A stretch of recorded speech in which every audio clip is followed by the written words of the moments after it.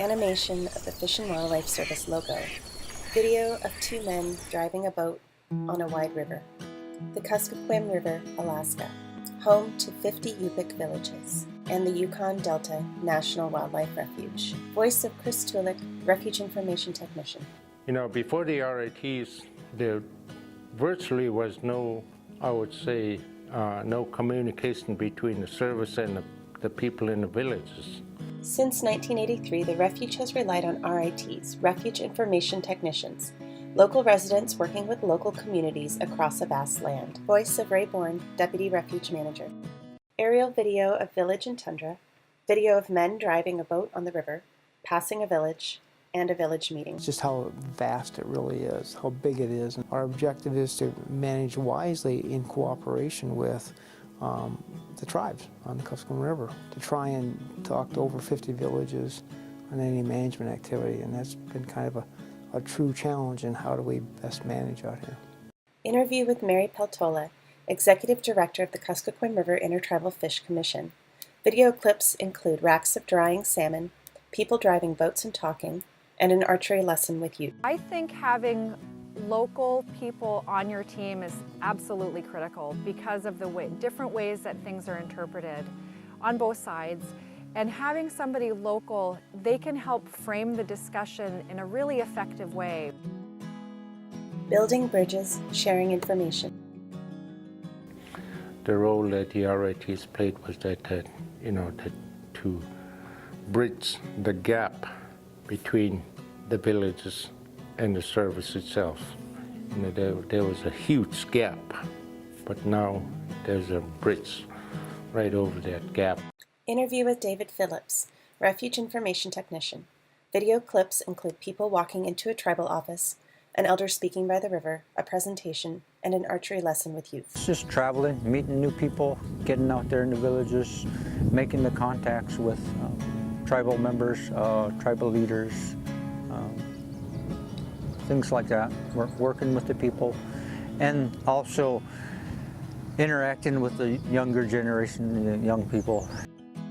Video clips include racks of drying fish, a man driving a boat, and a tribal meeting. These are folks that have our values, that believe the same things that we do, that want the same things for their children and grandchildren, and they're just such a critical part of disseminating information and collecting information so that there is an open door of communication both ways. Interview with Jim Helmgren, Refuge Law Enforcement Officer. Video clips include hands pulling in a fishing net and a welcome sign next to the river. Our ability to connect with the community with someone who knows their lifestyle, born and raised here, can speak the language, that RIT standing next to me has value that I can't even equate. Talking and listening. Video clips include conversation and presentations at a meeting, fishing nets, hanging salmon, waving from a boat, a gravel road in a village, and boats on the bank of the river. It's hard for folks from maybe our community, a Western-style society, to understand that it's okay to stop talking. It's okay to have a pause that lasts a long time. Like some of the people from low 48 that come up, when they speak very fast, and it's really hard for the people in the villages to understand. And I have to listen very carefully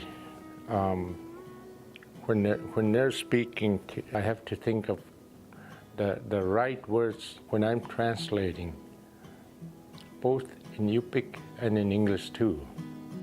Or even an elder wants to speak in Yupik, it gives them the ability to do that, and Chris can translate it for me, and we can share that information that way. But also it helps to demonstrate my deep respect for what their language is, what their culture is. And Chris is kind of that link to us both ways. Communication from the villages to us and us to the villages. And that just means the world to local people when there is an interest and a respect shown to the local culture and the local language, because our language really is a vehicle for our culture. Making a difference. Communicating for conservation. It's a lot of fun, you know. I had I especially had fun when I was out on the coast when we were doing an emperor goose outreach. And I had a chance to go to my village and talk to the people out there.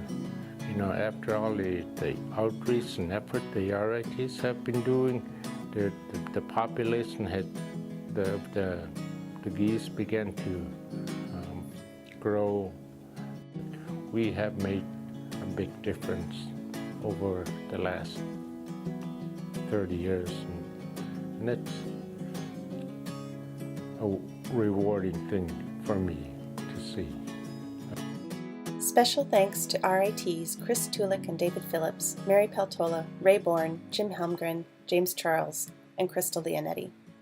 Video by Lisa Hupp, U.S. Fish and Wildlife Service. Music by Josh Woodward, Creative Commons.